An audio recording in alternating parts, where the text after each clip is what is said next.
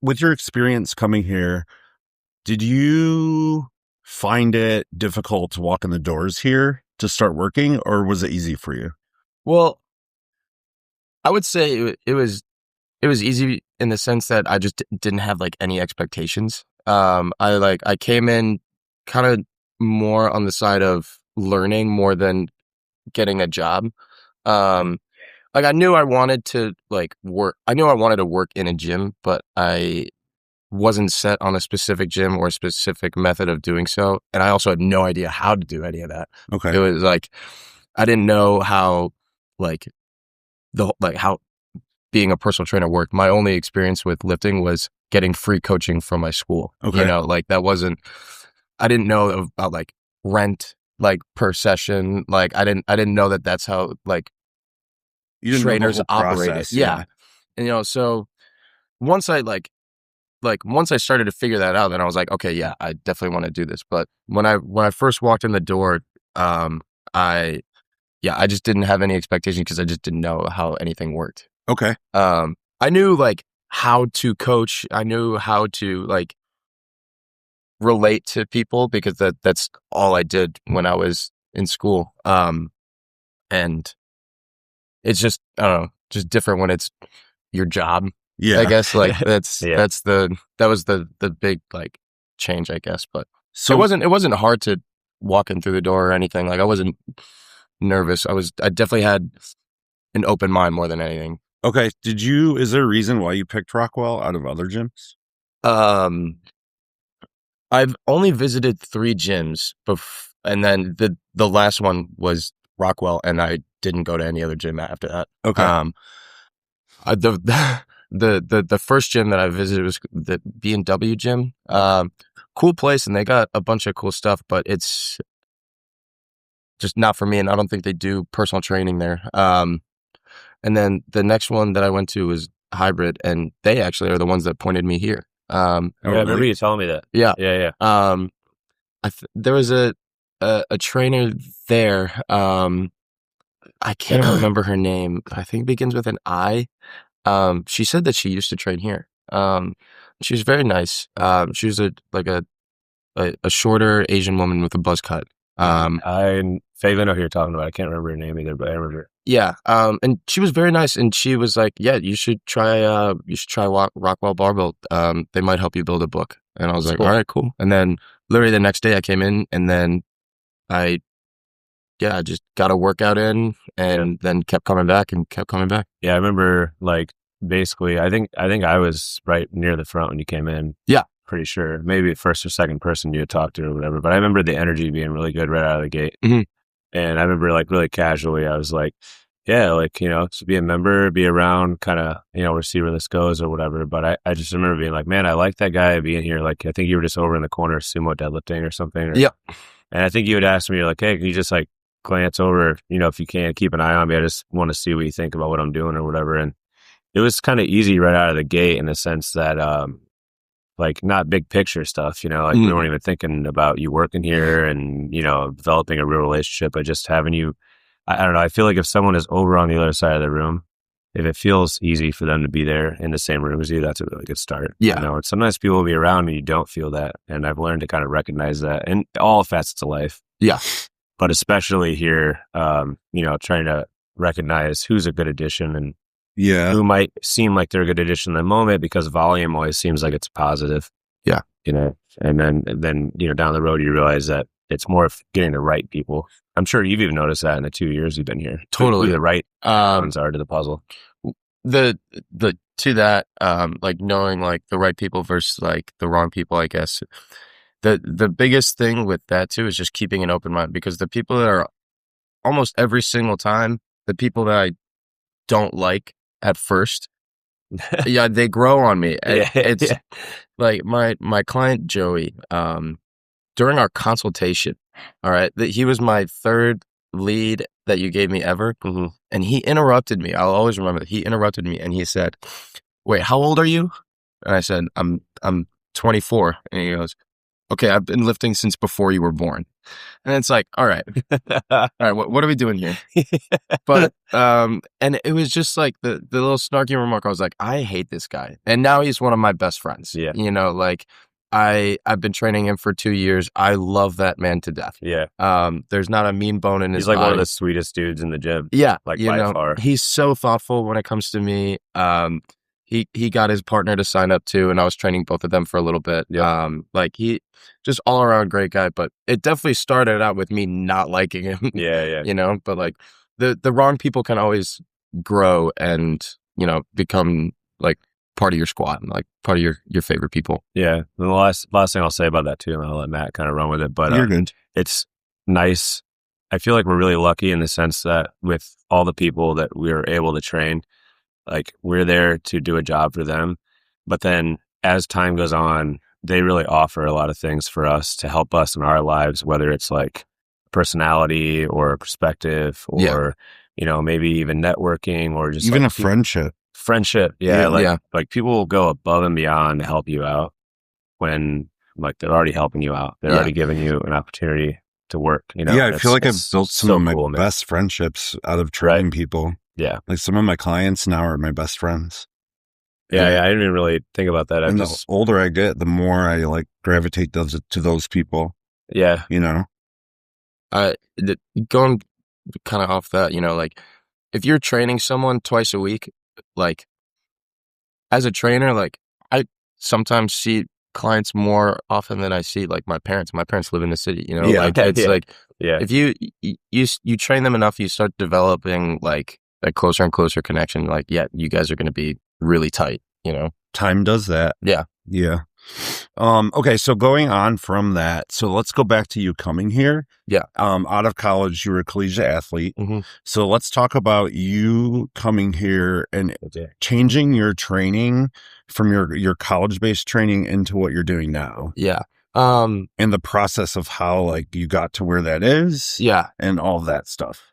So I think the biggest help, I guess, in the sense of that change from college athletics to the Rockwell way, was Patrick, because he was my powerlifting coach for the first powerlifting meet that I did here. Okay. Yeah, I remember that now. And he definitely helped me out a lot. He definitely showed me that, like, in my head, I like building up for like meet prep, like, all right, you get stronger. And he's like, no, all right, look, you're not getting stronger. I'm not getting you stronger. I'm getting you meet ready. I'm just trying to like shape your body, I guess, to like be able to perform at a meet, and not necessarily like build and put on muscle in the 2 months leading up or anything. And it was like, he helped me understand how to like, I guess, like long-term prep for like a meet, I guess. Mm-hmm. And then also just show me powerlifting. The only thing that I had ever done was like triphasic work. Like I still kind of am understanding that, but like it's very different than like traditional powerlifting with like SBD days and doing all that, because that's just not stuff we really did. I squatted and I benched, but I never deadlifted with a straight bar when I was in school. Yeah, I remember you mentioned that when you came in. And that was why I deadlifted in front of you, because that was my first time ever deadlifting with a straight bar. Yeah. And I think I did 500 conventional, and then I did 500 sumo, and I was just like in front of you, and I was like, hey, which one do you think looks better? And you're like, probably sumo. And I think you're still rocking that, right? Yeah. For your main deadlift, right? Mm-hmm. Yeah, I remember being like, never touched a straight bar before. I'm just going to rip a 500. And I was like, yeah, I think he's going to be all right. We'll be able to figure this shit out. I definitely have like a touch of the ego for sure. When I'm lifting, I love going heavy, and I'm not afraid to like fail the lift. Yeah. I think that comes with like college athletes though too. You get that like that drive. Yeah, that drive. Like I had that drive too for a long time.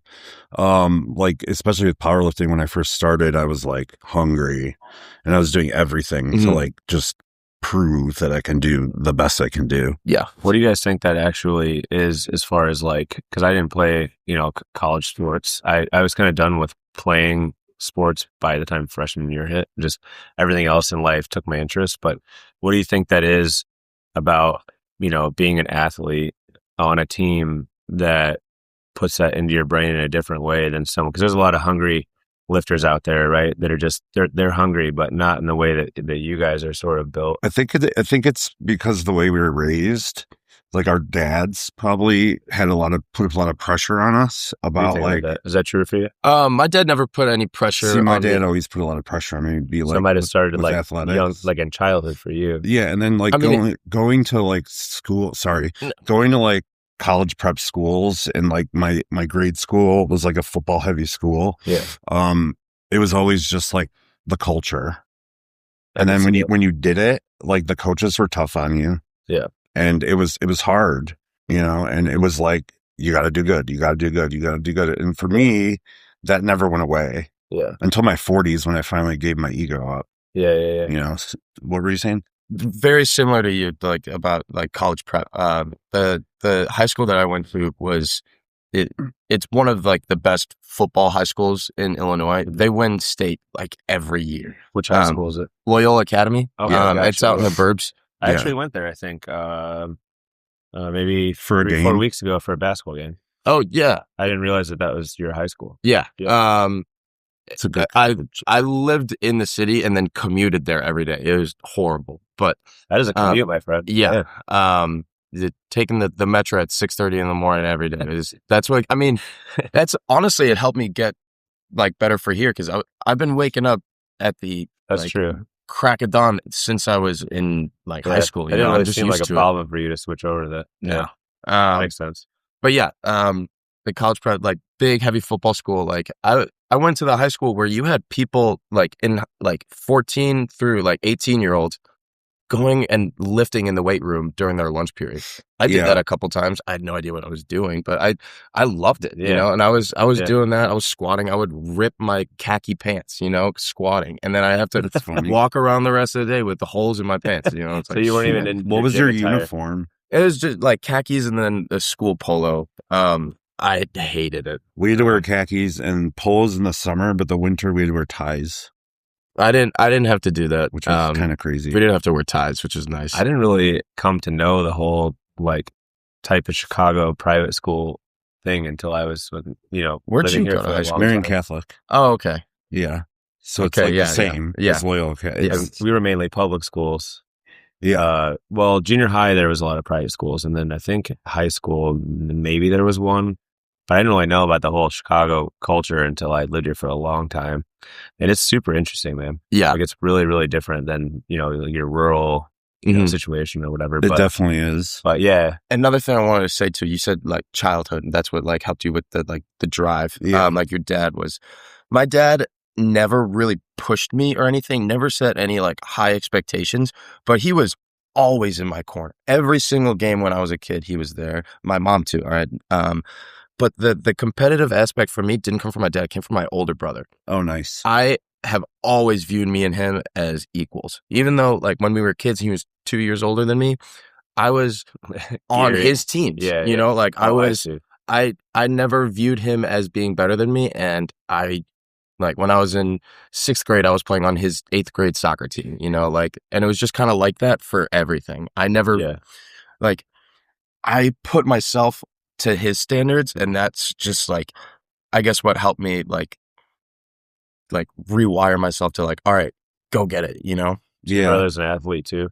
No, he's not athletic at all. Oh, but he was. Oh, he was. I mean, when we were kids, it wasn't that much, and then he took off with music and. Gotcha, that's the brother. He did the art. He did the art direction. Yeah, he went the art direction. I went the sports direction. Yeah. It's funny how that happens, right? Mm-hmm. Where like you just totally go off on your own path. Like that's kind of what happened to me when I was mentioning like freshman year came around, and everything that was alternative pretty much just succumbed me. Like yeah, yeah, I hated football and I just loved art. Like after college? No, during high school. But you just why'd you keep doing football? Just because I was good at it. Okay, that's awesome. And like my dad, it was just like that's the most mad shit. It was like, but it was like Catholic guild stuff. You know what I mean? It was like, well, it's also when you're in high school, it's you like have to do this. Yeah, Yeah. Yeah. Good So old the Catholic older joke. I get, the more I'm like, oh, I don't have to do something. That's great. Or if you don't want to hang out with someone, you can just be like, no. Nah, I'm cool. Diego, so going from you and your brother, I want to jump to, you have your mom and your dad here with you often training, which is awesome to see. It's really fun. So talk to us about your parents and training them, and then talk to us about your sister, your brother, and like, just give us like a quick background of like, how did you get them to come train with you? Because my mom would never. So like, I want to know how you did that, and like when you guys are not here, like how does the training in here affect your relationship outside of here? That's a really good question. That's specifically the second part. But yeah, getting my mom in the door was a little tougher than getting my dad in the door. My dad's always been like active. When I was growing up, he was big into tennis. And I remember he had a tennis instructor, and he would just, the story that he tells is he would get like the tennis instructor to just have him hit the balls into like the hardest spots of the court, and just have my dad run back and forth. All right. Like for like an hour. Like that was my dad's workout. Just quick, short sprints like that for the whole time, and he That's got awesome. Yeah. That's the most old school coaching. Totally. The best way. Yeah. And then like he's always been like, there's always been an active part of him. And same with my mom. My mom has always done dance. She's been dancing my whole life. What kind of dance? Like jazz. Oh, that's cool. Yeah. And she does her classes on like Tuesdays and Sundays. And yeah, but then when COVID hit, and I went from lifting 4 times a week, throwing 4 times a week as well, from like hard Division I athletics to, all right, go home and you can't do anything. So like I was losing my mind, completely. And me and my dad, we started building our home gym together, and that's when I started training my dad. I hadn't really trained anyone. I had only gotten maybe like 2-3 years of solid like weights coaching, like I knew the gist of what to do, but that's where I was learning of how to communicate that to other people. And that happened like during COVID with my dad. My dad was my guinea pig. Yeah. I feel I'm laughing at it now, but like I was trying to teach my dad like power cleans. I didn't know what I was doing, and he was all about it, he wanted to do what I was doing, and Your dad is like, he's a low key maniac, man. Oh yeah. Like, yeah. 100%. He's ready for whatever pretty much at all times. But after my dad like sticking with it, and like changing his diet. Yeah. He completely, in the last 5 years, he has completely changed his body. He's a cardio freak. He's a health nut, and it is totally like showing in his body. Like he's got a 6-pack now. He's fit, man. Yeah. He's really fit. And my mom now, after seeing that, she's like, all right, I want a piece of that. Yeah. Yeah, how could you not? Like, I mean, it's like right there. Yeah. And that's, I think, a little bit of the motivation. But my mom, now that she just retired, and so now she's like, everyone asks her, like, what are you going to do in retirement? What are you going to do in retirement? And she's like, I'm going to go train with my son. And it's like, all right, let's do it, Mom. And she comes in twice a week when she can. Yeah. And yeah, it's, I don't train her nearly the same way I train my dad. Yeah. It's mostly like the emphasis is on keeping my mom in the gym, and it's working. It's and it's really fun. I wish I could get my brother in the gym. He just won't do it. Your brother's in the city here, right? No, he's in New York. Oh, he's in New York. Sorry. Okay. I'm just trying to get him to go to a gym in New York. And he won't do it. What if we found a really weird gym for him? I tried. There's some weird gyms in New York. I tried. What's the Crow one? There's that's in Brooklyn, isn't it? It's like a weird. It's kind of like a more gothic version of Rockwell. If that's possible. It's like I forgot the name of it. Something Crow. Murder of the Crows. Is that what it is? Tell your brother to go to Murder of the Crows. Murder of the Crows. And he can just wear like a cloak or some shit. A cloak, scarf, or fucking. That's funny. That's funny. Some eclectic ass music. I don't know. So I think that's funny. I think I'd be interested in this, to talk to your parents and ask them about your progression as a trainer? Because that's probably really like makes them really proud to see you like starting, and then getting to where you are, and then the future of it. Your parents seem immensely proud of you. Like I just feel it off of them, just constantly, dude. It's like I think I just got lucky with parents, honestly.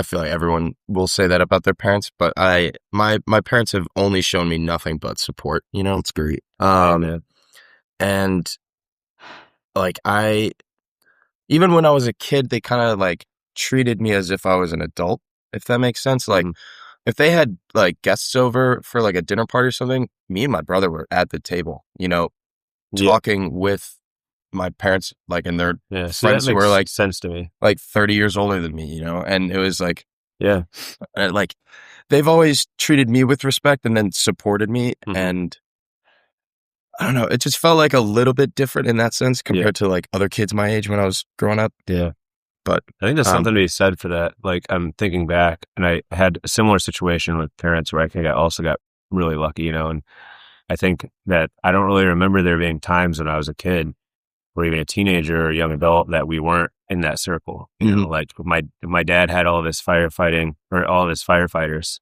or for a party, or like we'd go camping together. Like my sister and I were right there in the middle of it. Or if they had a huge like exposition convention for firefighting out of town, we would go with them. We would be in the hotel at the convention, even partying afterwards, like staying up late, you know. And it wasn't like out of control, but we were just there when they were there. And it just, I feel like it's so much easier for you when you become a young adult or an adult if you're already surrounded by that. That makes sense. It's 100% thing. Okay, so moving on from what were you gonna say? My you asked about my sister too. Oh yeah. So training my sister is something that I have always wanted to do, and it's just tougher than we think. She has a very small airway. Okay. And so any kind of physical activity is really straining on her. So what I want to do with her is just kind of work on like getting her lungs to work more like efficiently, not necessarily get her stronger, but like my goal is like if I could get her to go up 3 flights of stairs and not be completely winded, then that would be a success, you know? And that's, my parents are the ones saying no at the moment. Because they're just worried about their baby, you know? Which, I mean, I get it, you know? But at the same time, it's like, I'm trying to convince them, like, it can't hurt, you know? And as a parent, all they see is just the risks. But I would love to train my sister. I just don't know if that's actually going to happen in the foreseeable future. For podcast purposes, my sister has special needs and has a bunch of cognitive disabilities as well as a complicated airway. So she is very limited in what she can do, like physically, and then communicating with her is also a very big challenge too, because she's deaf. And so she uses sign language, and then the sign language that she does know is not like, she's also not fluent in sign language herself. You know, like you can't ask her an open-ended question like, hey, how was your day? It's got to be like, hey, do you want this or do you want that? Like, do you want to go home? Do you want to go to a restaurant? Like, do you want to go to Target? Like it's, it's closed-ended questions, and you kind of have to like guide her a little bit, but the cognitive problems, the airway problems, and then communication problems, like training her would be a complicated task, and I'm up for it, but it's at the moment it's still trying to get the parents on board for it. You definitely seem like the right person that would be able to take that task on. You know, I think that there's only certain people out there that can roll with that kind of thing, where they look at it as like just another avenue of training. It's like a different hat that you wear, you know. I'm not saying it's easy, and I've also not trained anyone like that either, but I've always tried to keep an open mind to whoever I'm training, no matter what's going on, you know, and just being like, this is just the program. This is just the training protocol, like not really viewing it as anything impossible or, you know, like something that's out of my wheelhouse or whatever, you know. Kind of like building a little more off that too. So she just moved into a new home. It's called Misericordia. Yeah, I remember you were really psyched about that. It's an awesome place. Literally, the people who work there, the people who run it, the people who live there, everyone is just amazing. You know, That's great. It's like I think my problems are so big, and then I spend 20 minutes there, and it's like, what was I stressing about? You know, it's like it's very grounding. And then it is just an environment of only love, literally only love, because everyone there knows they're different, and everyone there is like, so what? You know, and it's literally it's the best environment ever. And I eventually at some point I want to do like a class there, you know, and if I could get, you know, like some of those the people who are disabled, you know, working out, like it's going to change their lives. You know, like a lot of people who are disabled tend to be overweight. But they don't exercise. Yeah, it you seems know? like it would go hand in hand a little bit with just like that being like a forgotten aspect of life, you know? But then like it's, I don't know if this is necessarily true. I think probably, but like it seems almost even more important, you know, for that population versus like, you know, I don't know. You know what I'm saying, right? No, 100%. Yeah. I mean, because it's, I think it is more important probably because that could be the one thing, you know what I mean, that is like a new interest or there's like a sense of hope there, like some motivation that maybe even is subconscious. You know what I mean? Yeah, especially for like, those individuals. I mean, it's also the same benefits that we get out of it. They get out of it as well. They just haven't really felt it yet that much. You know, it's like it's crazy empowering, dude. I don't use that word a lot. A lot of people just like throw that on everything, you know? Yeah. But that's some empowering shit, you know, that could be provided for people that like, honestly, a lot of people aren't thinking about really. You know? Yeah. I've talked to the people that like coordinate stuff, and I've offered like, yo, if you can get them to the gym, like I will train them all here. Like it would be really fun. The issue there is just transportation, you know? Hey, I got a truck, and if you want to throw some lightweights and that shit, dude, we'll drive that over there for an hour or two. Let me know.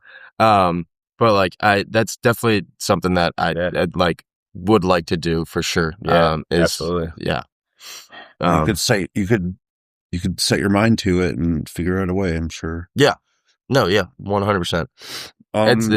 It's on me to actually do it, you know. Exactly. I wanted to mention something real quick about your parents, just before we jump on to something else. But when you were talking about your mom and how your dad came in first and then your mom came in later, it took me a second to realize that was the case, because since they're both in here so regularly, it just seems like, to me, it kind of seems like you all three have been here since the get-go. So when you break it down like that, I'm like, I guess that was the case, you know. And then it's funny because now they've been in here so many times, so often, that they're just like a part of the lifting crew. Like we'll hit like whether I'm training a client or like hitting a lift or like warming up or whatever, we just kind of say hi, shoot the shit. It's just so casual and so nice, you know, and I love it, man. I feel like in a lot of ways, that's kind of why this place exists, is to kind of build on those type of relationships, you know, not just like, hey, you're a 280-pound man who has like a 1,500-pound total, like get in here. You're all we need. You're all we want. You know, it's like nice having those other elements of the gym.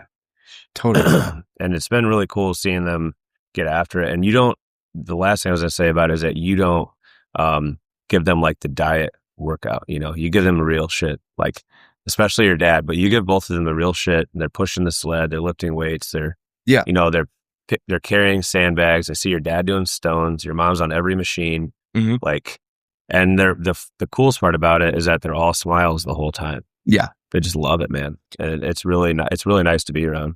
I have always found, like, I don't know if this is like right or wrong, but I've never really found like the complexity of an exercise to be an issue, especially like with an older population who like are still like new to lifting. Like I'll give my mom a really hard exercise, like technically, and then I just won't have her do it with any weight. And then like just body weight or maybe like 5-10 pounds, and then have them get good at the hard exercise with lightweight. Yeah. And it works, like rather than like kind of dumbing down the exercise. And I like it. I think it progresses them a little bit faster. Yep. And like it's kind of like just like I don't know, like throwing them in the deep end, like see how they can tread water. That's kind of how I look at it. Yep. And it's worked out pretty well. I view it as like you're respecting your clients. Yeah. Or in your case, your parents. Yeah. You're not being like, they can't do this, they can't do that. That's not for them. It's bullshit, man. Like it really comes down to scaling. Yeah. And that's why, and a lot of people struggle at it. They just put these people in these compartments and they don't do anything real. And that's why they don't view the gym as something that can like change or be the most important factor in their life, is because they get put through these foo-foo exercises that have no translation to life and they don't really have any effect on their physiology. Yeah. So I think you're a good coach for doing that. And I think that your parents, your clients also know that you're giving them a chance to build on something, and it's a real exercise. When they look across the room, they're not doing something that's a joke. That compared to everyone else, they're doing, really difficult, challenging movements, that they're straining, they're straining in their own way. Yeah. And then they get to build up on it. I think that's excellent, Yeah. Going off of like the exercise you said that like my like parents are doing like strongman, like stones and stuff. Yeah. This is like one of the I think the cutest things about my dad is that whatever me and my brother are into, he's also into, like fully on board 100%. Like my dad, like my brother's always been in, me and my brother, we grew up playing music. I played the drums, my brother played the guitar. My dad showed us every single rock song he knew. Like he wanted to like show us the rock world, and then I got into, like rowing. I did crew in high school. I was a rower, and then my dad was all in on rowing with me, and then like I started lifting. My dad's all in on lifting with me too, and it's my dad wants to do what he sees me doing. He sees me doing all these strongman, so he's like, hey, I can do that, and it's like, all right, do it, and he loves it. Yeah. I have one more question for Diego, and then I'll give you your podcast back. Oh, you're good, dude.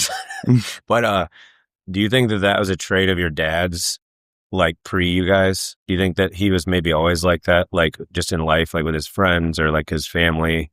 Or do you think that's primarily a thing that like was, he set aside for his children or his son or whatever, because I'm curious if that was like his trait or if that's something that he picked up and developed as you were like getting into shit. Good question. I think that's a trait he picked up after he had kids. Because I think like it goes like hand in hand with how I was saying, like they viewed us as like adults. Like my dad views me as his best friend. It seems like it. It's not like to that extent of like I think he wants to do what his best friend's doing. I get like it's not. I don't know if it's necessarily like a trait that he picked up. It's just like it kind of just naturally happened. Yeah, I don't know if that answers your question. No, totally. I can see that. I could talk about my parents. I love training my parents. I love hanging out with my parents. Yeah. It's a blessing, right? I mean, I know that's not the case for a lot of people. I've weirded out a lot of people in my life by just talking about my parents in the way that I do. I'm sure my clients that I train are annoyed with my dad because why? Because if I have a guy that's like complaining about an exercise, I'll just show them a video of my 62-year-old dad destroying whatever exercise they're doing. Yeah, and it's like, you want to complain? Here's my 62-year-old dad doing 10 pull-ups with a weight vest. Like, come on, dude, like stop. I think a lot of people don't. It works, That's what's up. I think a lot of people don't have those family relationships like you guys do with your parents. Yeah.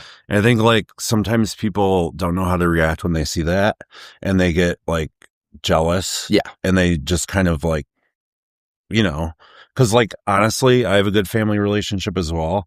And like I know for a fact a lot of people that do not have a good family relationship. Mm-hmm. So I try to like be sensitive to that when talking to people because you never know how it's going to make them feel. I could definitely be like, that's not even something have thought about until right now, Yeah, like when that first came to me, like I was literally on tour with a band that I was in, and we had stopped by my parents' house because we were driving past it essentially on the highway to a different state. And I remember that the guys that I was in the band with either hadn't been around my parents ever, or maybe only one time. And I remember getting in the van, and they had a lot of questions. And even one guy was like, "Dude, you and your dad hug each other?" And I was like, "Yeah." And they were like, "Dude, that's so weird." And they weren't talking shit, but it was just, and so my mind was blown from that point on. Yeah. And then it changed my view of like what other people's families might be like, and not that not that I'm gonna like hide that shit, but like it just made me realize, I'm like, damn, I guess I kind of thought that a lot of people's situations were like that. I just thought that was just like father son or mother son type shit, I don't know. Yeah.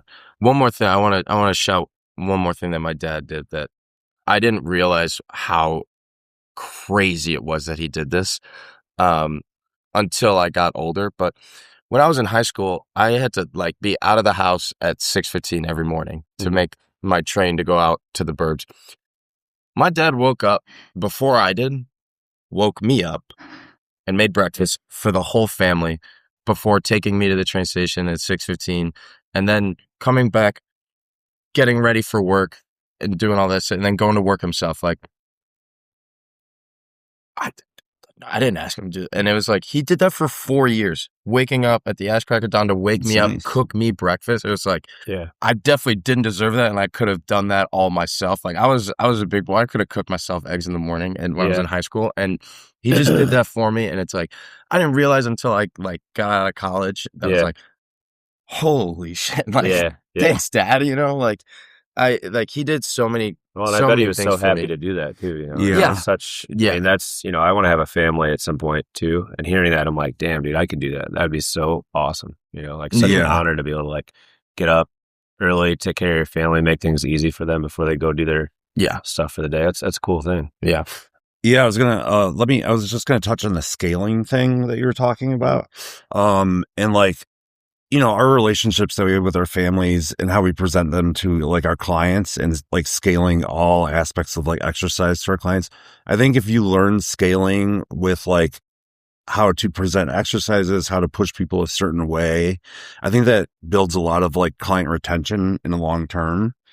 You know what I'm saying? Oh yeah, absolutely. And I think I've learned that over time because I've been training now for like 22 years. And I've been training Mark Stubich for like 18 years, 19 years. And it's like, that's a long time. Going up on 2 decades. And you've been training like Amita for a very long time too. I think, it might be 15 or maybe 15. See, it's just like, and I think like over time, the scaling, the relationship you build with people, like you just become a part of their life. Yeah. And that's like what I wanted to like touch on is like how great training has been for me in my life, and like learning things through time and the relationships I built and stuff like that. Yep. And moving on from that or into that, you were talking about stones with your dad. So you talked about doing powerlifting. How did your transition from powerlifting to strongman take place? And where do you see that going? Yeah. And, like I think you should, like I write your programs for you. I think you should explore it deeply because you're very good at it. And I think you don't take it that serious sometimes. Yeah. Because you like to have fun, which is good. But, me seeing you, and I think Lawrence agrees with me, we see that you could be very good at this. And we kind of want to like kick you in the butt a little bit and be like, I think you should try to go for things. You know what I mean? So tell me some stuff about that, or tell me what you think about that. The transition to from powerlifting to strongman, I think was the best decision I've made in my time at Rockwell. I agree. I no shade on powerlifting, but when I only did powerlifting and I was getting ready for that meet and just going really heavy on deadlifts, really heavy on squats, really heavy on bench, I became so tight. And I probably could have done a lot more, to not be that way. But when I started doing strongman and I started doing, more explosive movements and, doing the trap bar or the frame instead of like a normal straight bar, like, and then doing carries and then just moving my body more than like static lifts. I naturally was more loose again, if that makes sense. Like I don't know. I could have done all that work outside when I was with powerlifting, but it just kind of made it all in one with my training. Where I don't know. I was loose. A lot of people. Yeah, me. Do you hear that quite often from a lot of people that you program? Me? Yeah, like the stiffness. I mean, I could take myself for an example. Like, look how rigid and unmobile I am. Yeah. We're gonna get into that, by the way. But yeah, but like with the people that you have worked with or do work with in Strongman, or just the people around us in the gym, or even like outside of the gym, do you think that's a commonality between the? Yes, like more mobile. Question for both of you. More mobile. You're asking? Yeah. Yes, I think that powerlifting is very. One plane is the sagittal plane movement. Mm-hmm. So I think if you're doing anything over and over and over and over and over, you're going to build some kind of like lack of movement or some restrictions in your like sagittal plane in your like transverse plane and stuff like that. And I think with the heavy movements of Strongman, there's a lot of like moving elements to it, which I think helps the load of the moving stuff and like picking up things from the ground. Yeah. Not just a deadlift bar, like stones, sandbags, stuff like that. I think allows your hips to get in a different position to allow them to stretch more. Everything isn't always constantly square. Exactly. That's that I was going to hammer that in. With powerlifting, it's really easy for, if say you're doing 4 sets, like 4 heavy singles. Okay. That's like the workout that you're going to do for deadlifts. I feel like it'd be pretty fair to say that those reps are going to feel and look very similar to one another. Mm-hmm. I would not say the same thing about a sandbag or a stone or a log, like in Strongman, there's more of an element of like surprise. Like you got to almost like let the athlete be an athlete, Yes. Like it's not every rep is going to look that good, but can you get it up? Like, can you do it? And how you get there is going to, it's going to look different. So like the sense of using your body in different ways for the same exercise, I think like makes a little more of a well-rounded athlete. Yeah. Like that, just like that element of uncertainty, if that makes sense. Can I disagree with you slightly here? Because I think like you could be very like strict to your form when you're lifting deadlift, right? For 4 singles at like 90%. But if you're trying to do a 1 rep max, I feel like you're going to look way different than an 80% lift. Sure. So like for me, when I lifted really heavy, I know my lifts would look way different than they do me lifting like when I train with you now, which has got me in bad situations with injuries and not being able to move certain ways. But like lifting a certain way? Just like, like I've torn my adductors. Oh, yeah. I've torn my bicep. Yeah. Like I've done all these things where I've had to like use some other element to try to get the weight up. I see what you're saying. You know what I'm saying? So like, I agree with you in a sense, but like when it comes to being an athlete, like I feel like powerlifting, when you're trying to like win a meet or you're trying to hit a really heavy PR, like you're recruiting your brain, you're recruiting everything in your body possible to try to get that weight up. Yeah, I think it's probably situational. It's situational. Like I would agree with Diego in the sense that like everyday training, following the program is better for you. Like spot on. Yes. And then like in those extreme competitions, situations like max effort day, some weird shit, or like a meet, or something like that. Does that make sense? Yeah, totally. I can see where you're going with that. Yeah, but yeah, I think you do bring up a good point about the rigidity of it. Like, and then the other thing too I noticed about powerlifting versus strongman is that, a lot of times everything is so tight, so like using physics to the extreme, using leverage to the extreme. Yeah. In powerlifting? Yeah. And then in strongman, obviously, I mean, you have to do a lot of the same things in the sense of like bracing or like using a better technique versus a bad technique, but it's generally not like so like locked down and everything is just like an advice. Yeah. So I would agree with you on that. Yeah. So Tell me where you want to go with your strongman. Yeah. Diego. So you've been trying to get me to take it a lot more seriously than I am. Mm-hmm. And that also means taking more things.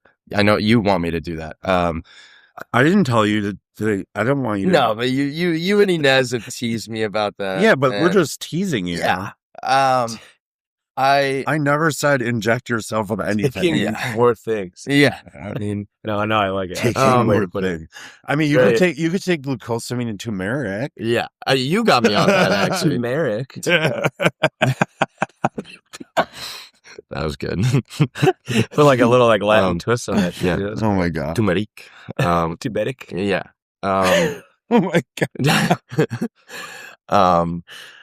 Yeah, where I want to go with it is I enjoy it as, you know, something for me to do, I guess.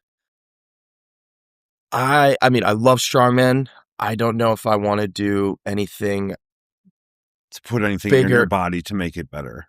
Yeah, no, I'm natural. I'm never gonna take strength. I like how you just go right for the jugular with gear. Not like, hey, have you thought about trying to go pro or like running pro series for half a decade? Just like, He brought it dude, up. I want you to do gear.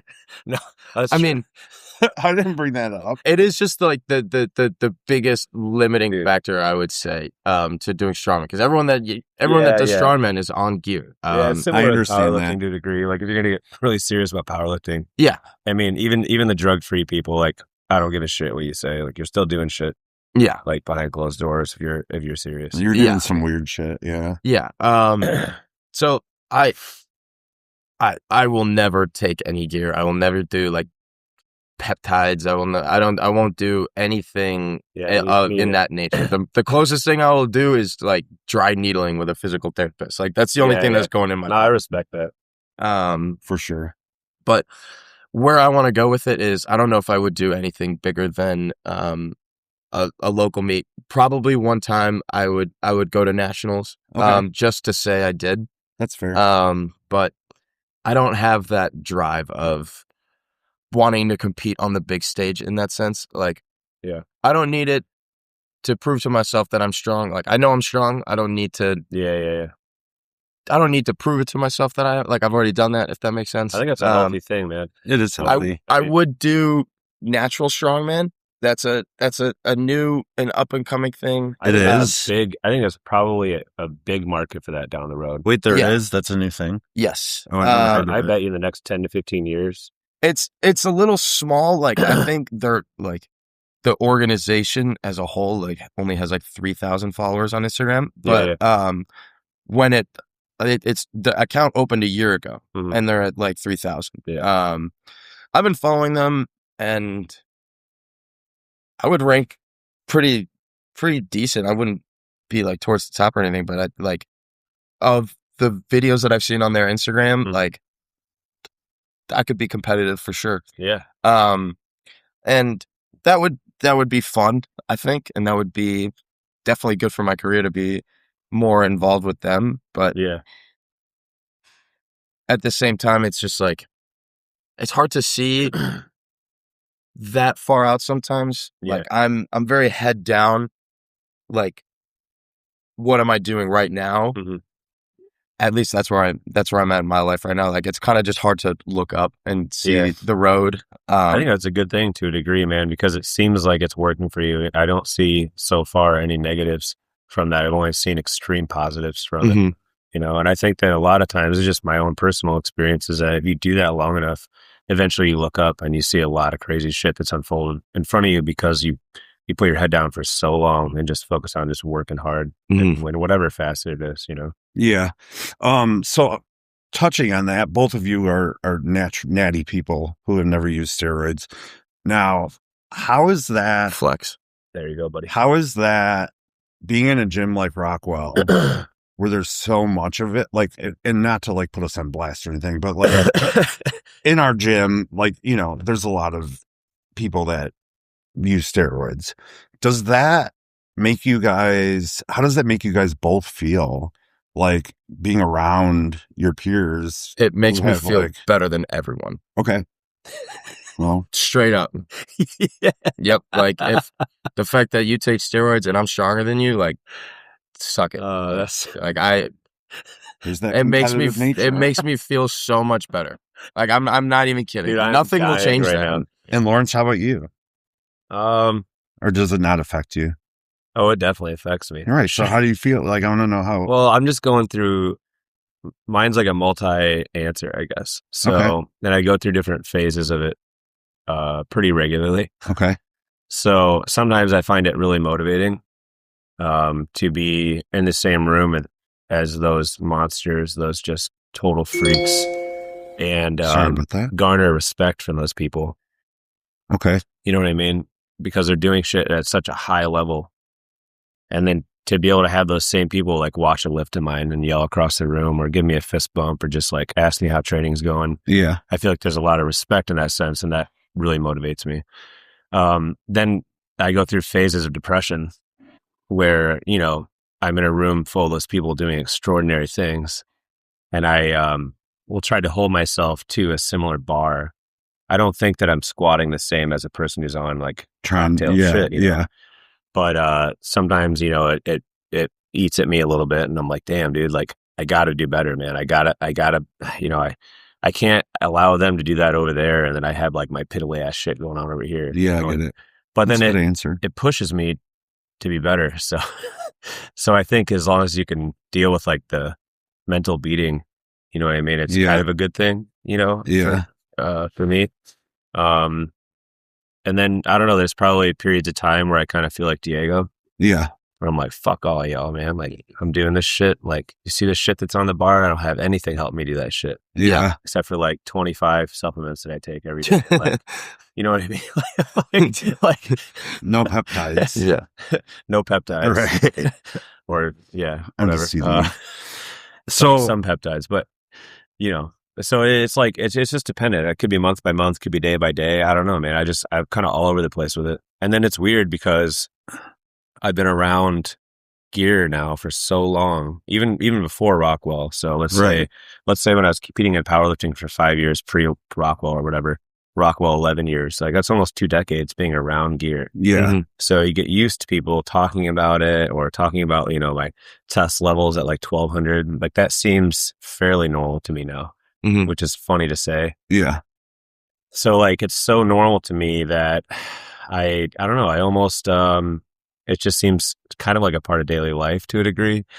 And then occasionally I'll look back on it and I'll be like, man, that's so messed up that is just the norm. You know, I never would have thought when I first started lifting that would be just the atypical, you know what I mean? Like part of my life or whatever, even though I'm not doing it. Right. But yeah, it's a strange thing. I definitely don't hate on it though. I think it's part of the sport. I think it's no different than going to the bar.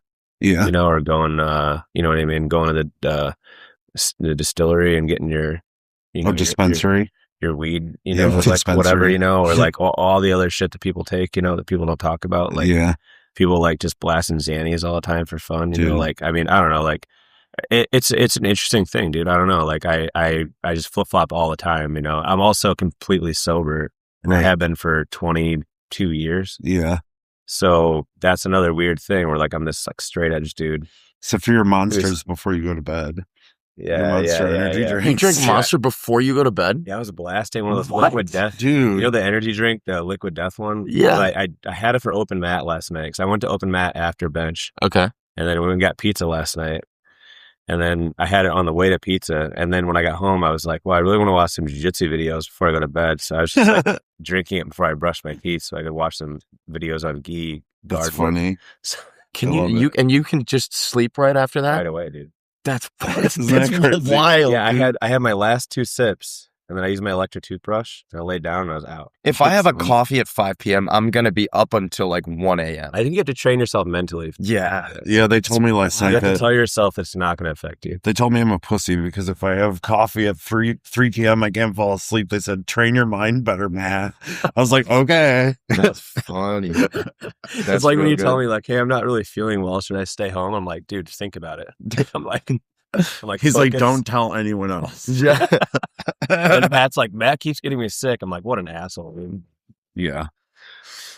Okay, so could I tell you guys going from so your experience is different than mine because I've used steroids a lot in the past, and going from using steroids in the past to not using them anymore. I do testosterone still because I've fried my system with other stuff, just to keep normal levels. Also age related too. I mean, yeah, and age related because yeah, I can't do it anymore. It's just like my body can't handle it. So going from being able to do the things I could do at a younger age to what I'm doing now is kind of really hard for me sometimes. I have let go of the ego of it, but that puts me in a kind of a almost slightly depressed state at sometimes when I'm lifting, because I'm like, well, this is not what I used to do at all. Mm-hmm. And I found joy in being able to lift without injury. Now, if I injure myself, it's doing something stupid like walking, or my knees just don't want to work. So walking's hard sometimes, dude. Yeah, I mean, depends on where you're at. But yeah, so going from being able to do all that stuff by just sticking in, and no shade to people that do it, but that shit helped me a lot. Yeah. What's that? Steroids. Oh yeah. It helped me with recovery. It helped me get really strong. And not to say, I wouldn't know how strong I would be without them, but I feel like it doesn't matter at this point. Yeah. You know what I mean? Now it's like, all right, well, what can I do? I'm starting to do jiu-jitsu, which I love. Yes. So far. And what can I do now that it's going to interest me and make me happy about my career and fitness? Yeah. And I think I'm on a good path, and I mean you have a kind of good road for how my lifting is going to be implemented with the jiu-jitsu and stuff like that. And I think thank you, by the way, for helping me with all that. Yeah, absolutely. And I think it helps to have someone that does it show me I could do both. Mm-hmm. And Lawrence takes it to an extreme, but as he does everything. But yeah, so I just wanted to I just wanted to touch it, let you guys know, I think everyone's mindset's different. So you guys probably feel different than the way me and TJ feel. For instance, because we don't we're not currently competing, we're not currently using gear anymore. Yeah. So it's kind of a mental fuck both ways. What do you mean in that sense? I just wanted to clarify so I understand. So how you were saying it's challenging to be around people and it makes you're saying now that you're off. Yes. I see. It's the same thing. It's the same exact thing that we feel, I think, just in a different way. Yeah. Yeah, I know what I'm saying? Yeah, it's the other, it's the other end of it. Yeah. Yes, exactly. So I think everyone goes through some sort of challenge. I agree. One thing that I have noticed about being at Rockwell, being around people and talking to people that use steroids. Accessibility shortcuts. Oh, jeez. Dude, this sounds really... is I wouldn't have expected it, but people are so open about it. Yeah. There's no reservations or anything. There's no secrecy behind it. Anyone that's on gear that works out here, if you ask them anything, they're going to answer it, and they're going to try to help you understand why. I've had a lot of talks with TJ about his use, how he uses things, what he uses things for, and he is just it's he's educating me on it. He's not trying to push it. He's not trying to do anything. He's just trying to let me know why he was doing these things that he was doing, and it's all right, cool, thanks for letting me know. Yeah. I know. I haven't had that experience outside of the gym, but in Rockwell specifically, I think it's just the community aspect of it. It's not as taboo in a sense, if that makes sense. We're not perfect, but I think the way that we are in general here allows people to just be open and honest about most things, which I think is very welcoming for all people. Yeah, and I'm sure that's similar for a lot of other places as well. But I don't think it's everywhere. And a lot of gyms that I went to in the past, it was never talked about unless someone was trying to sell you some shit. Other than that, it was no one ever talked about it. Or if you asked someone if they did it, they definitely didn't do it. But you knew they were doing shit. So I'm glad we're kind of past that. Yeah, I feel like the distinction or the connection that I have is with secrecy around steroids, you'll see like people like selling under the table, like out of their gym bag, like a little baggie or whatever, like you see in TV shows. But then here it's like everyone talks about it, but no one's like doing anything like that. You know, it's like it's the like complete 180 of everything. Yeah. Remember that that is pretty funny. Remember that TV show, the Chicago Fire? Was it? Yeah, that they yeah. filmed here? Yeah. The episode they filmed here, and they had the guy selling steroids on it. Yeah, I wouldn't let them use our branding for anything because it was like a dude being like pulling some shit out of his Delphi. It was like, they actually included that in this. Yeah. And I asked him, I was like, that wasn't originally part of the story, and then they added it last minute. I'm like, well, now we can't have any of our stuff up, and that's why they use the fake gym branding. Gotcha. Because I was like, I thought you had said no, like flat out. No, we were gonna have our stuff on everything, and then once that got added to the story, they were like, sorry, we can't change it. I'm like, it just got added yesterday. Yeah, what? We can't change it. The funny thing is the way they presented it is not. It's completely wrong. Yeah, it's like I remember back in the day, one of my dad's favorite movies was it's called Backburner. I can't remember what it was. It was like a '90s firefighting movie. Okay. Oh, after. I know it was like Backdraft. Yeah, Backdraft. That was a good movie. Jesus Christ. Yeah, but yeah, he would watch that all the time, and I think most of the reason he liked watching it is complaining about how they were doing the firefighting. And he would explain it to us constantly, like, that we would never do that. They definitely shouldn't be doing that either. That's funny.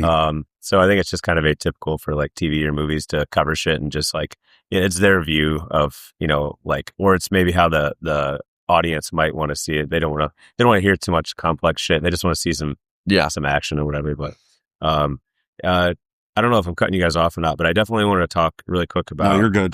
Shot put, because we like touched on that side of your life, and I know that that's super important to you because you still do things pretty regularly, like you'll go out in the park in the summertime, and you'll throw a little bit, or like just I know a lot of the dynamic work or explosive work that you do in the gym is not primarily just for strongman. I know that you're trying to keep those elements alive in your life. So I wanted to get into that a little bit. I know that was something that you personally wanted to talk about a little bit. So I wanted to kind of let you go to town on that a little and just kind of like, give us some background and like your thoughts on it and like how you view it now. Yeah. I fucking love throwing. Like shot put, hammer throw, just like all the elements of throwing. A good comparison would be like people think that throwing is about strength. Like you got to be strong to throw, and it's really not. The same way you can be a small jiu-jitsu guy and destroy a big dude, just knowledge, It's throwing is an art. The best throwers are not the strongest people. It's the fastest people. How quickly can you accelerate the shot put? How that's the part that people don't understand. It's not about strength. It's about speed and balance. That's like, and I didn't know that until after I finished throwing in college. It was like, I wish I had taken things a little bit more seriously, or not seriously, but just like, less seriously, if that makes sense. Like I got hyper focused on how far I was throwing and was like, I gotta just push a little harder, and it's like, no, that's not the answer. The answer is be more patient as I'm doing the technical movements. And it's like, did your coaches drive that in your head when you were actually like doing shot put and you just couldn't hear it at the moment? Or was that something? I had a feeling 100%. That happened to me, and I'm sure it's happened to you, Matt, a lot of like too, where you're not ready to hear shit. No. You just can't process it. Or leave it or whatever, Yeah. And I think it just also comes with, being around it enough, like you can visualize a cue for 2 years and then you visualize it in a different way and you're like, oh, that's what it means. It's the same kind of thing. Same kind of thing with throwing. It's like, there's always aha moments with stuff you've been hearing for the last 4 years, and it's like, oh, that's what you mean. It happens in jiu-jitsu regularly. Yeah. Like even right now, like probably today. Yeah. I found that happening. I found that happen a lot with my clients. Like sometimes they don't ever hear what I'm saying, and then I just say it a different way. Yep. And then they hear it all of a sudden, which is crazy. And then you think back and you're like, damn, why didn't I think about it like that? Yeah, exactly. Yeah. And it's I usually like your very, points very there. simple too. Yeah. Like, oh, duh. There's there's like a Louis quote that says, "Big isn't strong, strong is strong." Wait, what was the first part? Big isn't strong, strong is Yeah. strong. And pretty much what he was saying is that you don't always have to be a bigger person or more muscular all the time. Yeah. To be as strong as you can be. Yeah. It's just all about like your training. Like, I think he was also talking about explosiveness or like dynamic, work in the gym. Yeah. If you can be faster, you can be stronger. It's not always just like putting on more size. Mm-hmm. So like I thought of that immediately when you were talking about just like being quick or being explosive to move something or move yourself versus like just like, brute strength or like just straight will, like. Yeah. That's a cool point. I never really thought about that with like track and field, especially that side of it. I was a long distance runner. So okay. Yeah. School. I guess I forgot to mention that, but I always looked at the people who did like your area of things as being like just yoked, like so strong. I didn't really think about the quickness part of it or the athleticness.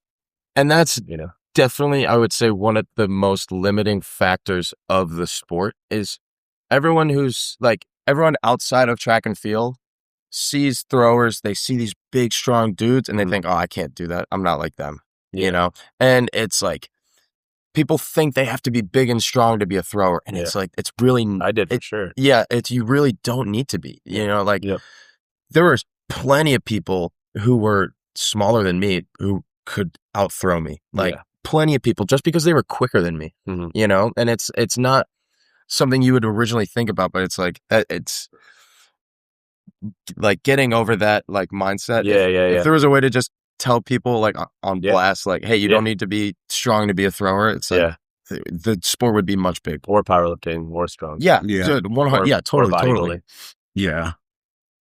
But I still like shot put and throwing is still a big part of my life. I'm in March, I'm going to be coaching at this great school. And I'm excited for it. I love coaching little kids and they're really funny. And they also just don't get it. You tell them to throw this heavy ball and they're like, okay. And it's not like, it's more socializing for them. But it's like, if I can get one of them interested in it at a young age, and if they stick with it, oh my gosh, like that would make everything that I've done with shot put worth it. Getting someone else on the right track early, that would make me feel like very like rewarded. Yeah, for sure, man. And another like coaching thing too. There's this guy that I've been working with. He's part of he's in high school. He's a high school senior. And he goes to Brother Rice. It's a school, another private school on the south side. Catholic conference. Yeah. I had them in football all the time. Yeah. His name is Kwame Spiveri. And he's the coolest dude you've ever met. But he's part of a mentorship program. And his mentor is my like high school best friend's mom. Mm-hmm. And she's a saint. And she was like, hey, like I'm mentoring this kid. He does shot put. He wants to do it in college. Like, can you help him out? I'm like, you got it. Like just because she asked him, it's like consider it done. Yeah. And I just went out to see him throw at a meet last weekend. And I'm coaching him on Instagram, and it's like coaching shot put and coaching it's very different than coaching strongman or coaching here. It's like, while this seems like work, that is just so much fun. It is a hobby. It's not work at all. And oh no, it's very rewarding, like being able to pass on and like throwing information. Yeah. Like I talk about it a lot with my clients, and they're all like, okay, well, yeah, whatever. Yeah. Like, but if I like talking with someone, about shit that you geek out on and they're geeking out on it too, it's like it makes a really fun conversation. That's awesome. Yeah, and it's nice getting past like the pressure of performing when it's you doing it. Yeah. Or like like you kind of put yourself in their shoes, and there's several people or many people that helped you or us do things. So it's nice taking that role on, and being on the other side of it. And another thing you just mentioned that it made me think about this, but going back to what I was saying about how throwing is like an art, I would say. Yeah. It's very different, but also similar to powerlifting in the sense of like when you are competing at a track meet and you are stepping into the ring to throw. Yeah. It's similar to like walking up onto the platform, except when you're walking onto the platform for like a deadlift or something, everyone in the gym is screaming at you, and it's very loud, very high energy, and it's easy to get pumped up. Yeah. Shot put, dead silent. Oh, dang. So you step into the ring, you're putting it on there, and it's silent, and you got to get yourself hyped. You got to get yourself focused. You got to lock in. Silence. It is very different, and it's like tennis. Yeah, and there's a little bit more of an intimidation factor because it's like you really feel like the spotlight is on you when it's silent. Yeah. Yeah. And you're doing something that requires so much coordination on top of it. Mm-hmm. So it's like, it's almost, lifting is coordinated as well, but I feel like shot put, I'd probably argue, is more coordination more and balance and just focus. It's so easy to screw up. And that was one of the challenges that we faced with like being a student athlete that did shot put. It was because you have to do really intense things in the weight room, and then you also have to be very technical in your practices, and you also have to manage school on top of that. So there was times where we were doing 2 workouts a day, and it was like we're throwing heavy, and then we're also lifting heavy, and it would have to be. We always tried to organize it as best we could, going the most technical to the least technical. So we would always start with throwing, and then go to like when we were lifting, we would start with power cleans and then finish with like accessories and stuff. And it was like, it had to be like that. And if you didn't, you knew it was going to be a bad day kind of thing. That's a lot. It's a lot to manage as a younger person. Yeah. Yeah. But I wouldn't change anything about it. It taught me a lot of discipline, and then also like, just discipline, I would say. Yeah, no, I agree. I'm so thankful for all those situations in life that, gave me the chance later to work as hard as I can work, because without that, life's so difficult. And if you don't have discipline on top of it, it just seems so impossible, So yeah, I'm really grateful. That's true. For that. It's very true. I wanted to talk to you a little bit. Me and you had lightly discussed playing chess together, which we had to do, but I'm going to get together with you and have you school me on and educate me on chess, because I have played a little bit with Katie at home. She like hates it, but I'm pretty good at it. But I enjoy it. I enjoy it. Partially just I'm so bad at it, and I've learned how to get good at it, and I know it's good for my brain. I think that's a big part of why I want to learn how to play it, is just I want to have things like that makes me think really hard or strategically as I get older, to try to just stay sharp, learn new things, not settle in and all that. Actually, what inspired me to learn how to play chess is that me and Katie were in New York. I think we're in Chinatown.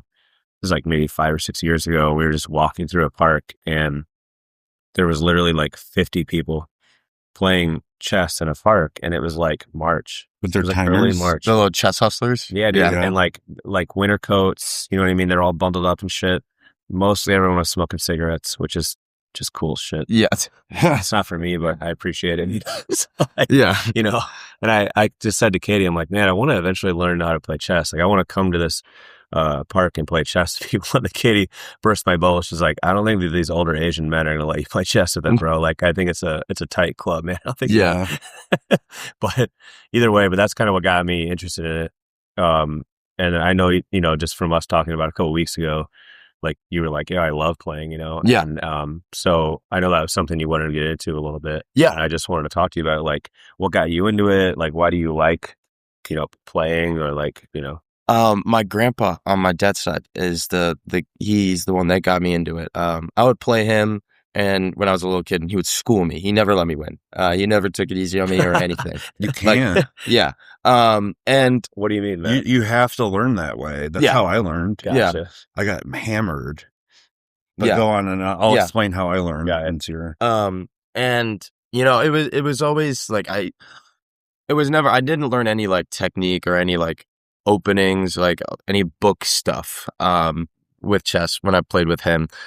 That didn't happen until like I got out of college. But in my last year of college is when I really started to like fall in love with chess. And it was like, okay, yeah, I'm playing every day now. And I've played every day for the last like 3.5 years. Damn, I didn't realize it was that crazy. often. Yeah, I play every day. That's cool. Yeah, that's insane. When I'm waiting for clients or something, I'm playing chess. If I'm at the front desk and I'm like just sitting around, I'm playing chess. I think it's better than doom scrolling. Yeah, as I say, maybe You know, like getting off the brain rot. It's yeah, probably not a bad idea. No, it's probably good. And I think the part about it that really intrigues me is that no game is the same. Every game is completely different. Every time you move, it's like every time they move, it is a completely new puzzle in front of you. And that it's so intriguing to me. Yeah. And like I've definitely seen a little bit of the carryover into my like normal life. Like I think I'm just kind of getting better at anticipating what people are going to do, what people are going to say. Definitely like driving too. Like I see what cars are going to do. Like my brain is just now wired to like calculate a little more, anticipate a little more. Yeah. And I think it's because of how much chess I'm playing. Yeah. There's downsides to that too, because sometimes you anticipate wrong, and then you're like, shit, whatever. But car crash. Yeah, that would be good. That's hilarious. But no, I play blitz chess, or bullet chess. So I play where I have 1 minute and they have 1 minute. Anytime I make a move, my clock stops, theirs starts. When they move, their clock stops and my clock starts. And if you run out of time, you lose. So the goal is to try and checkmate them in under a minute or have them run out of time. So it's quick, you got to really be thinking on your feet. And it keeps me sharp. It keeps me awake. Like if I have a 6 a.m. client no show and I have a 7 a.m., it's like I'm exhausted. I'm tired. Like I'm not there. It's like, all right, let's play some chess. And it wakes me up. It's kind of like a little natural coffee because I'm like, that's cool. It's like the brain is firing. Yeah. But no, I like that. I hadn't really thought about it in that regard. I kind of in my head, I was just like, I just want to learn how to play it so I can just get a little bit smarter. Yeah. Or not get dumber, like, whatever. But no, I like that about just like the carryover to life. It's kind of cool to see that. And I think like that in life anyways. Like I'm always trying to figure out like what's going to happen next. I'm not in an anxious way. Yeah. But just so that I can not be thrown off or, not be ill prepared or whatever, Yeah. But yeah, I don't know. I like just kind of being a little bit of like a jack of all trades, I would say. Yeah. And so if I could be like, I don't know, I just want my resume to say like that I'm a strongman and then also a chess grandmaster or something, I just seeing that on a resume is just that's like, I don't know. I like, that's funny. Like it's like very high contrast. Like you wouldn't expect someone like a strongman to be good at chess. Like I love that. If I could do that, I think it would be. I know what you mean, like I've had people in the past, not so much anymore, because I think people have just kind of gotten the idea that I'm not going to stop doing both. But I've had people in the past, like on the jiu-jitsu side, tell me to only do jiu-jitsu.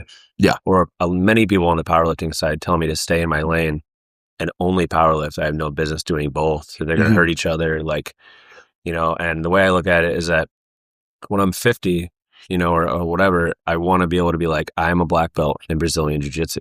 Yeah. And I also have a 1,400 pound total. Yeah. And I also do this. Like I also I'm into that other little thing. Yeah.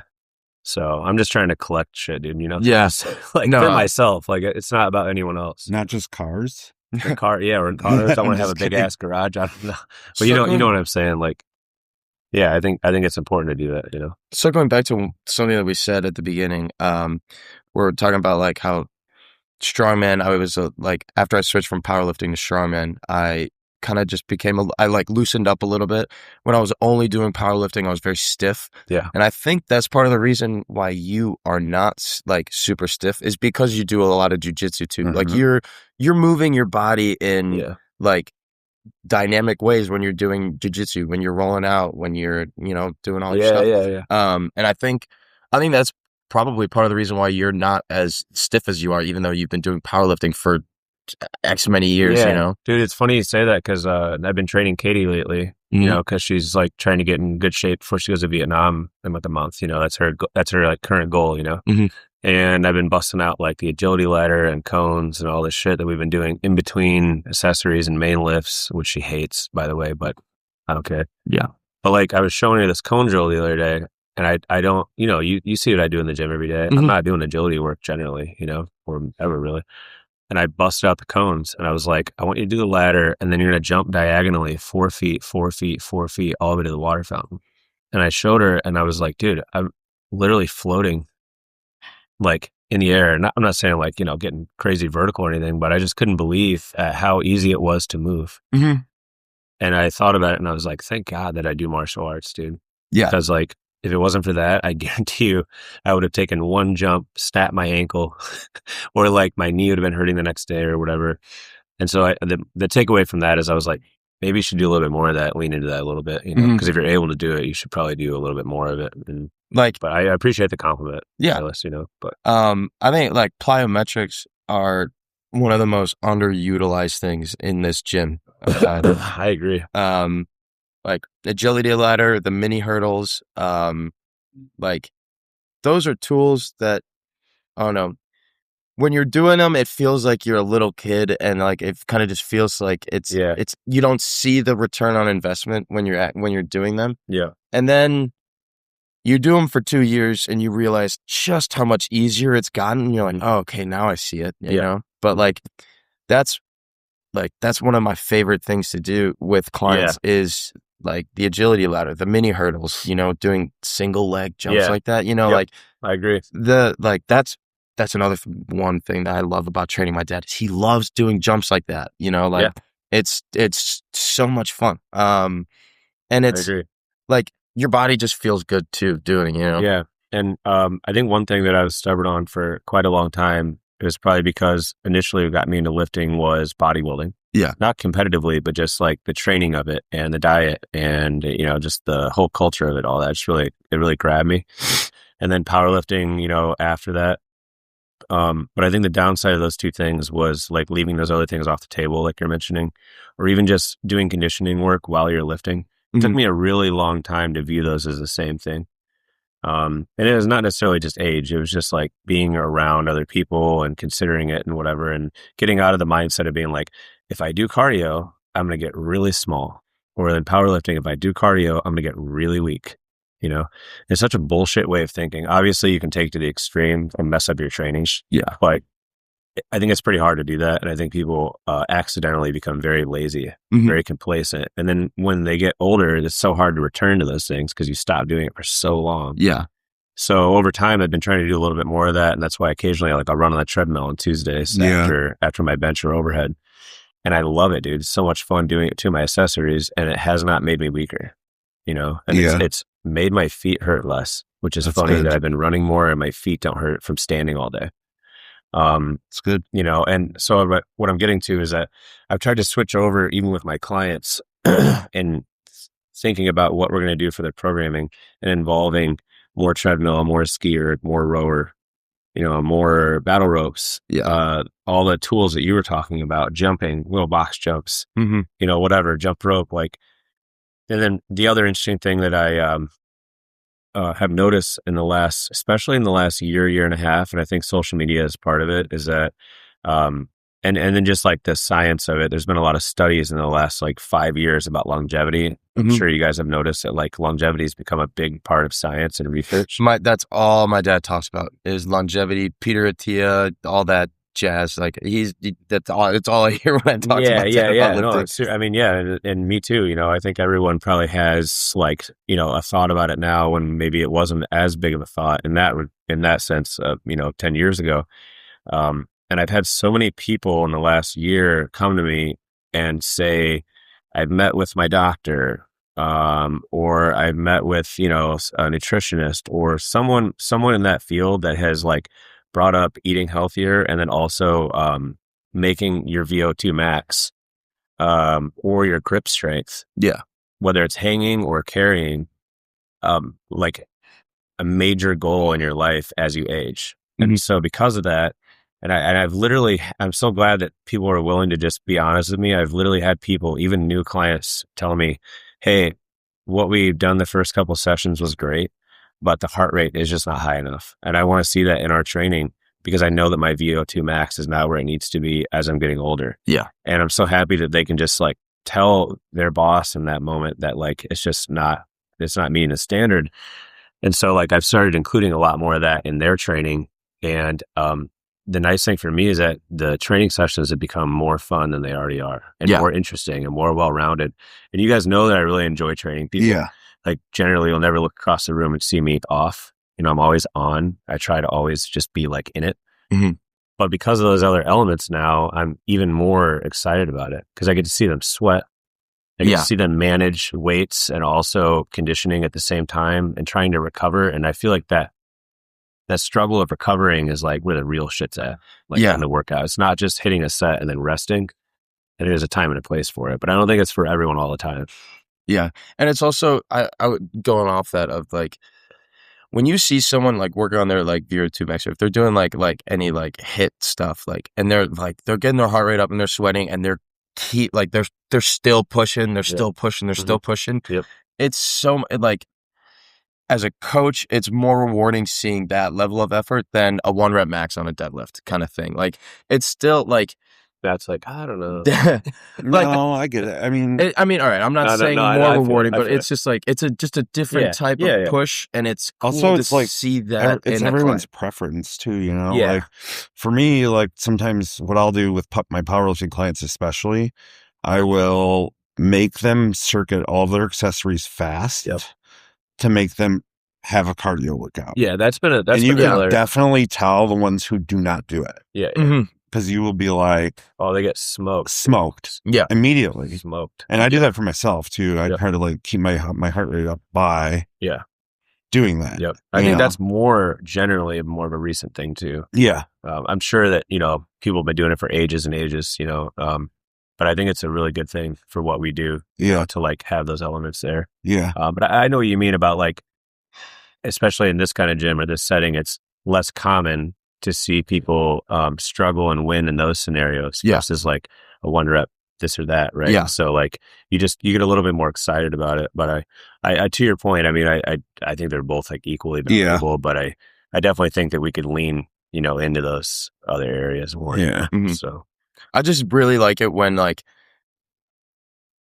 another like my client Matt, it's like I make him do the craziest stuff and he loves to do it. Yeah. And it's like when he's 75% of the way done with like one set and he's still got like 20 seconds left to go. Yeah. And I'm yelling at him like go and he like grits his teeth and buckles up, and it's like I guess a good comparison is like, like if you're doing a high volume set of like tricep extensions, the first like 10 reps are not the ones that are building muscle. It's the last 3 that are impossible that are the ones building muscle. Yeah. Same kind of deal. I feel like when it's like, except it's just different when it's like when you're running or something, like it's cool to see that out of people. It's like they're unlocking a part of themselves that they didn't know they had. Yeah. Also seeing that dude run on the treadmill. Yeah. Like regularly just blows my mind, dude. Like, it makes me so happy to see that guy floating on a treadmill. Yeah, dude. He's made tremendous progress. Yeah. Shout out to Matt. Shout out to old Matt. Specifically with his attitude. Yeah. His mental toughness and discipline has gotten it is like complete 180. Absolutely. And it's as cool as it is to see all of these physical changes in him. Yeah. I think the most impressive one is his attitude. Mm-hmm. And like how determined he is. That's to that regard, like that's I think the most impressive thing about it. Yeah, so that's a good point, man. I think that's probably the end all be all of it. Yeah, that's the shit that's going to keep you doing it anyways. Yeah. At the end of the day. Yeah. Like, progress is great and seeing shit in the mirror is great. Mm-hmm. Like whatever, but yeah. I don't have anything else on that regard. I'm just like, okay. What do we got next, man? I mean, for me, I think we've touched everything I wanted to ask. I mean, do you have anything to add? Do you have anything? There's a bunch of stuff I wanted to get into. I just wanted to see if there's anything that you wanted to touch on. No, I'm good. Rip it. But we kind of missed an My feet are opportunity. just cold. Oh, you're free. Yeah, my feet always get cold in here. Dude, we have a space heater. I know, I forgot to Let's grab grab a it. space heater. I can stay here still. I'll grab it right now. No, it's all right. But no, we were like, on the topic earlier of like being natural and, gear and all that shit. And it's kind of a missed opportunity because when Diego sent us like bullet points he wanted to get into, one of the things he mentioned was THC and weed, right? Yeah. And funny enough, I have a hilarious story. So I was catching up with my mom last night on FaceTime when I was walking to the pizza place in Wicker Park, which you should never be on FaceTime in Wicker Park on a Friday night. No, dude. But I just left open mat, so I was feeling a little like, I was like, let's party if someone wants to party. Yeah. So, but anyways, when I was talking to her, she's like, oh, what are you doing tomorrow? I was like, oh, we're podcasting, Diego and Matt. I said, Dan's going to be there. And she's like, what are you guys podcasting about? And I was like, well, it's funny because Diego is like, I've never done podcasts before, so I really don't know like what to do or what we're gonna get into. And then immediately sent us this like 8-part list, and I was like, that was so awesome. Yeah, she's like, I love you. Like, I don't know if I can do that. Let's do this. But anyways, I told her, I said one of the points that he brought up was THC and weed, and she goes, "Do you really want to discuss that? Do you think that's good to talk about?" And I was like, "No, absolutely, we should discuss it because it's a part of many people's lives." Yeah, and from the journalistic standpoint, like I never try to shy away from shit, Yeah. And anyways, I wanted to get into that with you, because like many things, we're usually at work shooting the shit between clients, we're not really like getting into the nitty gritty or like the weird facets of life and stuff. And so I didn't even know that was something that you were into. Yeah. But the funny thing is that when I saw it on the bullet point, I was like, man, it makes sense for Diego because Diego's so chill. He's so happy. And I'm not saying that as a dude who's sober, being like, everyone should smoke weed. Yeah. But I think for certain people, I've even had friends who have sold out on straight edge by smoking weed, and they become so much better as people, so much happier. Yeah. And it really like was a good change for them. I don't think that's for everyone. But anyways, when you brought that up, I was like, that's a cool subject to get into. And I wanted to dive into that a little bit, see what it is that you wanted to talk about with it and like the effect it has on your life. And then Matt's smiling, so I kind of want to see what he has to say about it too. But I mean, I'm not one to shy away from I'm going to get that space here. But yeah, go ahead. Thanks. Go ahead and get into that. We're the same in that regard. Are you cold too? Yeah. Yeah, as far as weed goes, I've been smoking weed pretty regularly for a while now. I definitely tiptoed the line when I was in college, because per the NCAA, I was getting drug tested, but I was still smoking weed every single day. Okay, I was going to ask, did you or did you not? Yeah, every day. One of those. And yeah. But I mean, that's when I learned my limits when I was in college. Like there was maybe like 1 or 2 times where I would smoke weed and then go to class and I was just useless in class. Like I couldn't do anything. And I was like, all right, I cannot do this. That's funny. And then that definitely helped me get ready for like here. Like I've smoked weed a lot, like when I've been working here, but I never smoke before a session or anything. Like, well, that's good. If I know that I have to come back to the gym, I will not smoke. I will not do anything. Is that out of respect for your clients or you just don't want to be in that thought process? Like, it's all right. So it just kind of lets me tune out, if that makes sense. And if I'm tuned out when I'm in here, I am going to miss, someone failing a rep and the bar stuck on their chest and I'm tuned out. It's like safety standpoint. Like I want to be, I gotta be on it when I'm in here. But yes, also for respect to my clients, it's like, they're paying me a lot of money. Like be there for them, I agree. And so like, to an extent that also gets me trying to get out the door a little quicker because it's on my mind and I want to, smoke and tune out. But it's like, you're like, let's get this workout out of the way. Man. Yeah. It's like, there's the flip side to it, you know, like I'm responsible with it, but then at the same time, I definitely hear the you know, the voice in the back of my head saying, "Hey, let's have a good time," and it's like, Yeah. but funny. I definitely think it helps, both like with a mental aspect, because as much as I love training people and training here, when you work with, you know, if say you have 5 sessions in a day or something, that's 5 hours with 5 different people, and it's really draining sometimes, you know. Sure. So like I'm definitely like a pretty empathetic person. I really like to put myself in the other person's shoes when I'm with them. Yeah. And it's just draining. It takes a toll on you. Yeah. And you're that committed to it. You know? And so it like going home, and then like it's kind of like a physical cue for my body to be like, okay, whew, we can relax, you know. Yep. It helps me kind of switch out from work mode, which is really good for my mental health, because it's like I have work mode, and then I have chill mode kind of thing. Yep. And it's just like it's a very like hard cut, like that's how we get there. Yep. So it works now. I can see why it would be a problem for some people, but Sure. I've been doing it long enough that I know my limits. I know when to not do it, you know, and I know when I need to be sharp. I know. Yeah. Strange question for you, or maybe not strange, but do you think that it has an effect on you with like chess, or totally creative with like workouts, or like music? Like, because that's another thing I wanted to get into, is I know that your music tastes, you and I, and even kind of Matt too, we share some kind of strange music tastes. Yeah. Or if you compare a lot of people to the gym in here, you know, like our music's a little bit more out there.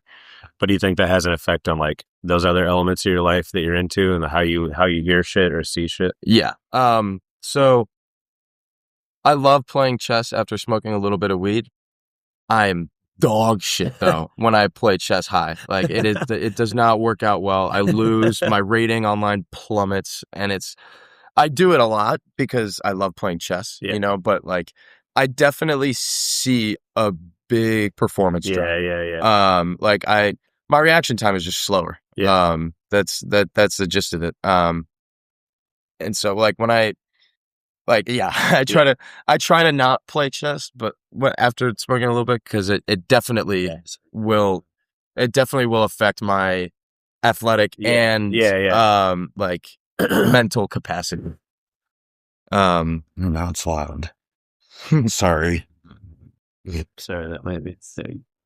I'm sorry. We're not getting a space here. No, I guess not. It's too loud.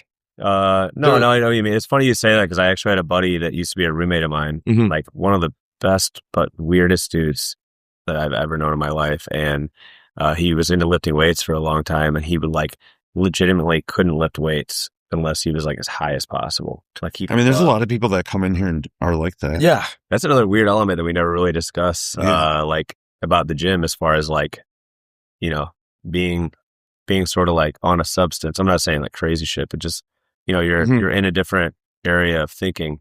Do you think that's the same for like lifting? No, I mean, do you lift like shit if you've been smoking weed? I will never lift after smoking. I will never throw. The most like physical activity I will do after smoking a little bit of weed is get on my bike and go for a bike ride, just because it's like, it seems pretty fitting. Yeah, it's not like throw on the headphones, dude. Yeah, you know, it's really nice, especially in the summer. But like is Lawrence promoting weed? Yeah, I've tried it. You know, lifting high, and I know it's a big thing in jiu-jitsu. Yeah, like they do it a lot. Well, I mean, not so much like our academy, and not a lot of academies, but it's a thing. Except for like one dude I used to train with. Like, I don't know if I ever saw a guy not high. Definitely one of the most violent people I ever met too. So it's a combo. You're like, maybe weed is not good for you. Yeah, but I know there are some academies and a lot of subsects of jiu-jitsu that like it's like almost one and the same. Yeah. We're like Zins. Zins is a big thing. So yeah, there's probably a couple. The Zen culture is crazy. Yeah. Zen culture is definitely Yeah, but what about music and stuff? Like, because I know you're big on going to concerts. You go to concerts quite a bit, and I think a lot of them are generally electronic based. Yeah. So I mean, my music taste has just shifted like completely since last summer. I went to my first like EDM music festival last summer, and after that, the only thing I've listened to is EDM. Yeah. Before that, it was all rap, and ever since I've just completely been on EDM. I think it's hilarious that he completely went from just all other things to one thing only. Yeah, literally, yeah. I was listening to everything, and now I'm listening to just EDM. Yeah, I like it. And like, it's like to that extent, I'm like, I've always listened to EDM. Like, there's always been like a soft spot for it. But now it's like I've really thrown myself into the deep end with EDM. Yeah, and I'm like kind of just discovering it, if that makes sense. So there's new artists that I hadn't heard about, and they're in Chicago, or it's like I go see them. It's like people I've seen like online, or like I hear their songs, and it's like, okay, yeah, maybe I'll give them a listen. Let's check them out. And it's like, it's a lot of it is just like, it's still me getting my foot in the door kind of thing. But they're also just fun. They have cool lights. The EDM shows are the shit. The lasers. I know what you mean. Yeah. I feel like his music taste is getting better with EDM. It's getting better. Yeah, it was very basic, and now he's starting to like more niche kind of stuff that I like. Yeah. And I'm like, oh yeah, that's good. It's like, show me stuff, and I'm like, oh, this is really good. Yeah. You're like, Diego, if I like it, it's getting better. So it's like going from like listening. It's like going from listening to Taylor Swift to like Robin or like Cobra or whatever that girl's, like a really popular musician to like way. I used to listen to the no hate to Pedro, but like I used to listen to the shitty rap that he puts on, like drill rap, or like that's NBA Youngboy. Yeah, shit. Yeah. I would listen to that. Well, NBA Youngboy's not really drill rap, but he does listen to a lot of drill rap. I don't think I like that stuff. But no, the NBA Youngboy, it's like a lot of like singing, kind of like auto-tune, but like tough guy auto-tune shit. Like, I don't know how to describe it. I'm also guilty of listening to that garbage too. I listen to that same shit. Like, don't get me wrong. Everyone listens to that garbage. But it's horrible, but you have to be on a certain wavelength to be able to deal with that. And if you're not ready for it on a given day, it might be a little punishing. But I think smoking weed also definitely helps a little bit. Get into that zone and listen to that music. You're like, I want to listen to something not about shooting everyone. Yeah, right. And more about expanding my mind. Yeah. Or what kind of guns that I have in my car. Like the rapper, or like some rap. I was listening to a rap song yesterday, and I was like, I think about you. I was like, damn, no, I was listening to some rap song yesterday, and he's like talking about the 5 different kinds of guns he had in the car, and I was just like, wow, that's a lot. Hopefully no one gets that guy's key fob. I mean, right? Yeah. And then talk to us a little bit about soccer and Spain. I don't know if those two go hand in hand. They kind of yes, they do. Totally do. Like, this is just me being like a random dude, from fucking nowhere in Illinois. But like, I kind of imagine Spain and soccer and those two being completely interwoven. Yeah. So I wanted to talk to you about that a little bit. Plus, I know that like early on we met each other. That was one of the first things we talked about was Spain. Yeah. In certain regards, And I know it means a lot to you. And I know you spent time there. Yeah. When you were in high school or college. Like pretty much my whole life. Okay, so off and on, or like your dad's from there, right? My dad was I know you have family there. Okay, gotcha. I got my whole dad's side of the family, got cousins, aunts, uncles. I feel like that has like a huge effect on you specifically, but I also like notice like I notice like a lot of really nice positives from your family, and I feel like having that like sort of like I don't know, like I guess the effect on you guys, it's something I just noticed. Like you guys seem like you put a lot of attention into people, and you take the time to talk to people, and like and like having a connection and a bond with people that aren't your family seems as important to you as your family. I feel like that's a little bit different than somehow. Tell me if I'm wrong, but I think sometimes people in the States lack that a little bit, And I would it's a agree. big generalization, but like. I noticed that from you, and your family, and I've noticed that from other people too. From that part of Europe and shit, I will say like there's definitely a trend with, I would say, like just Americans, is that there's a certain like upbringing in the United States where it's like, oh yeah, the United States, we're number one. And it's like, okay, sure. But it's like, sometimes like that will get to people and they think they're the shit. You know, you grow up thinking you're the shit a little bit. I'm exaggerating a little bit. I'm not saying everyone's like that, but you definitely see that. There's an element of it. I think it's part of our culture, whether you realize it or not. Some people are unaware, some people are aware. Yeah. In Spain, that's just not the case. I guess in the context of purely soccer, sure, yes, that exists. But like, the day-to-day, people don't think they are better than the next person because they're Spanish. You know, there's Americans that definitely think they're better than the person next to them because they're American. Which is funny because Spanish people are so fucking cool. You know, and the language sounds so nice. Food's so good. Yeah. But I definitely think that has like a part of it, you know. I have like instead of sending like me and my brother to like a summer camp or something over the summer, my parents just shipped us over to Spain to live with our grandma. And that's like, we would spend a month there over the summer. And I'm very fortunate for that. Like very, very, very lucky to have had that in my childhood. And I think that like just kind of seeing the different side of the world for a month at a time as a kid, it definitely like opened my eyes a lot. Yeah. And to touch on soccer, soccer there is like football here. Like in the sense where it's just, if there was one thing that could unite the country together, it would be soccer. And that happens every 4 years for the World Cup. And it is the only thing that matters in Spain. When the World Cup is going on, that's everyone has a collective sense of, let's go. There's been 2 different regions in Spain that have been, one's trying to get independence. It's like Barcelona, Catalonia. They want independence from Spain.